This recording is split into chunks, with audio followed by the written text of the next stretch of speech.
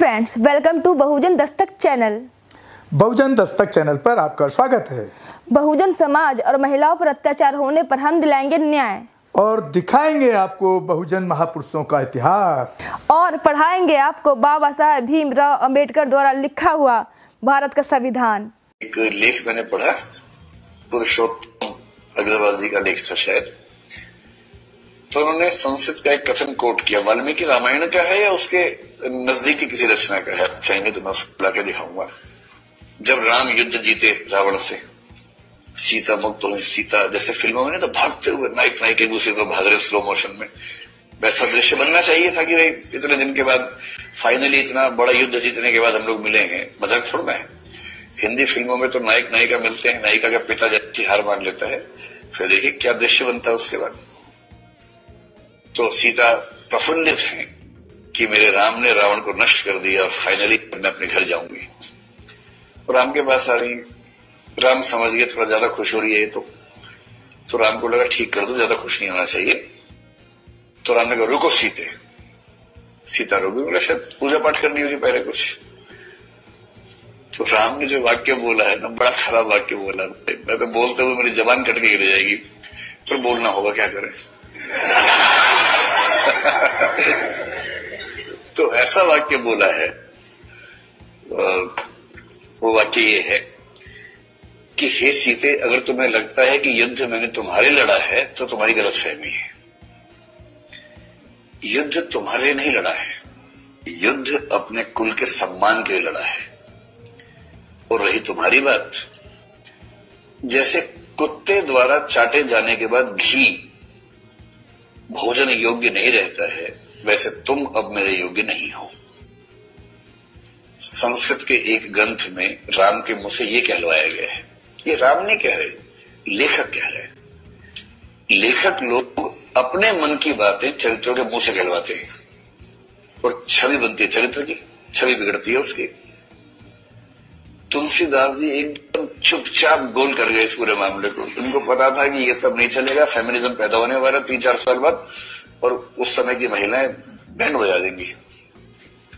हालांकि फिर भी ऐसी बातें महिलाओं के लिए कह गए हैं कि बैंड बजाने के लिए पर्याप्त कारण है। तुलसीदास जी ने रामचरितमानस में प्रायः वही सब प्रसंग रखे जो पहले से राम कथा में चले आ रहे थे। हालांकि हर लेखक अपने हिसाब से कुछ जोड़ता है, कुछ घटाता है। जैसे रामचरितमानस में बहुत रोचक बात है कि रामचरितमानस में शंबूक वध का प्रसंग गायब हो गया है।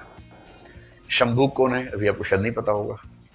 आप में से कितने लोग शंबूक को जानते हैं, हाथ खड़ा करें। शंबूक नाम के चरित्र से परिचित हैं। ऐसे लोगों की संख्या 5 या 5.5 है, ठीक है। तो बाकी लोगों को परिचित करवा देते हैं।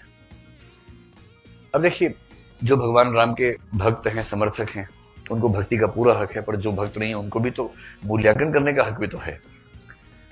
तो वाल्मीकि के रामायण में एक प्रसंग आता है। प्रसंग ये है कि राम राजा बन गए हैं, वशिष्ठ उनके राजगुरु हैं, और अचानक वशिष्ठ ने राम से कहा कि देखिए राजन, कुछ हमारे क्षेत्र में गलत हो रहा है, और कुछ इतना गलत हो रहा है जिसकी वजह से कुछ प्रकोप हो सकता है। तो राम ने पूछा भी ऐसा क्या हो रहा है? तो कहिए, तो आपका काम है पता करना, आप राजन हैं, हमारा काम तो खाली बोलना है, बताना है। तो राम निकले अपने राज्य में देखने के लिए कि कहां कुछ अनैतिक कार्य हो रहा है। पर राम के राज्य में अनैतिक कार्य कैसे हो? तो राम राज्य है जो आजकल सरकार कह रही है कि आने वाला है जल्दी ही। घूमते घूमते अंत में एक व्यक्ति उनको मिल गया तपस्या करता हुआ। तो राम ने पूछा भाई कौन हो? उसने कहा मेरा नाम शंबूक है। तो राम ने कहा किस वर्ण से हो, किस जाति से हो? तो उसने बताया कि वो शूद्र जाति से है। बस यही मामला था। राम के राज्य में एक शूद्र व्यक्ति तपस्या कर रहा है, ये भगवान राम कैसे बर्दाश्त करते हैं? वशिष्ठ जी ने कहा है अनैतिक है। ज्ञान आ वहीं से रहा है सारा। और उसके बाद वाल्मीकि रामायण का प्रसंग है, इतना सुनना था कि राम ने उस व्यक्ति की गर्दन धड़ से अलग कर दी। ये वाक्य वाल्मीकि रामायण में है। इतना सुनना था कि राम ने उसकी गर्दन धड़ से अलग कर दी। खट से तलवार बनी, खचाक से गर्दन उड़ते हुए शूद्र होकर तपस्या करेगा, वो भी राम के राज्य में। आपको अच्छा नहीं लग रहा होगा ना कि ये भगवान राम पे सूट नहीं कर रहा है। है ना। असल में राम कोई एक व्यक्ति नहीं है, वो तो समय के साथ बदलती हुई छवि है। फिर भवभूति आए, उसे काफी समय के बाद उन्होंने पुस्तक लिखी उत्तर रामचरित नाम से, बहुत प्रसिद्ध पुस्तक है। भवभूति के सामने भी यही समस्या आ गई कि शंबुक क्या करें भाई। राम गए, पूछा कौन हो भाई? शंबुक किस जाति के हो? शूद्र। अच्छा। राम ने तलवार पकड़ ली, पर राम को दुविधा हुई थोड़ी सी, यार शूद्र है तो क्या हो गया, तपस्या कर रहा है तो भगवान तो सबके लिए होते हैं। और फिर राम ने सोचा कि मैं कौन इन चक्रों में पड़ेगा, ऋषि मुनि से कौन बहस करेगा। थोड़ी देर सोचने के बाद राम ने उसकी गर्दन काट दी उत्तर रामचरित में। फिर तुलसीदास आए, रामचरितमानस में ये प्रसंग है ही नहीं। क्या लगता है तुलसीदास भूल गए होंगे या जानबूझ के छोड़ा होगा? जानबूझ के छोड़ा होगा, क्योंकि समय बदलने पर समझ में आता है कि शंबुक को नहीं बचाना है, राम को बचाना है। क्योंकि आज के जमाने में अगर आपने ये प्रसंग लिख दिया कहीं, तो खतरा शंबुक को नहीं है, शंबुक का वोट बैंक पक्का है इस समय राम का इलेक्शन खतरे में पड़ जाएगा। और इस वजह से हर लेखक अपने समय के हिसाब से पुरानी कथाओं में परिवर्तन करता है। सीता का परित्याग रामचरितमानस से गायब हो गया है। अब तुलसीदास को लगा कि गायब कर देना चाहिए, और वाल्मीकि को पढ़ेंगे थोड़ा और उसके आसपास पढ़ेंगे तो बड़ा खराब लगता है। एक पुस्तक में एक प्रसंग आता है, एक लेख मैंने पढ़ा, पुरुषोत्तम अग्रवाल जी का लेख था शायद, तो उन्होंने संस्कृत का एक कथन कोट किया। वाल्मीकि रामायण का है या उसके नजदीक की किसी रचना का है, आप चाहेंगे तो मैं उसको ला के दिखाऊंगा। जब राम युद्ध जीते रावण से, सीता मुक्त हुई, सीता जैसे फिल्मों में तो भागते हुए नायक नायिका एक दूसरे को भाग रहे स्लो मोशन में, वैसा दृश्य बनना चाहिए था कि भाई इतने दिन के बाद फाइनली इतना बड़ा युद्ध जीतने के बाद हम लोग मिले हैं, मजाक थोड़ा है। हिंदी फिल्मों में तो नायक नायिका मिलते हैं, नायिका का पिता जैसी हार मान लेता है, फिर देखिए क्या दृश्य बनता है उसके बाद। तो सीता प्रफुल्लित हैं कि मेरे राम ने रावण को नष्ट कर दिया और फाइनली मैं अपने घर जाऊंगी। तो राम के पास आ रही है, राम समझ गए थोड़ा ज्यादा खुश हो रही है ये तो राम को लगा ठीक कर दो, ज्यादा खुश नहीं होना चाहिए। तो राम ने कहा रुको सीता रोगी, बोला शायद पूजा पाठ करनी होगी पहले कुछ। तो राम ने जो वाक्य बोला है ना, बड़ा खराब वाक्य बोला, मैं तो बोलते हुए मेरी जबान कट के गिर जाएगी, पर बोलना होगा, क्या करें। तो ऐसा वाक्य बोला है, और वो वाक्य ये है कि हे सीते, अगर तुम्हें लगता है कि युद्ध मैंने तुम्हारे लड़ा है तो तुम्हारी गलतफहमी है। युद्ध तुम्हारे लिए नहीं लड़ा है, युद्ध अपने कुल के सम्मान के लिए लड़ा है। और रही तुम्हारी बात, जैसे कुत्ते द्वारा चाटे जाने के बाद घी भोजन योग्य नहीं रहता है, वैसे तुम अब मेरे योग्य नहीं हो। संस्कृत के एक ग्रंथ में राम के मुंह से यह कहलवाया गया है। ये राम नहीं कह रहे, लेखक कह रहे हैं। लेखक लोग अपने मन की बातें चरित्रों के मुंह से कहलवाते हैं, और छवि बनती है चरित्र की, छवि बिगड़ती है उसकी।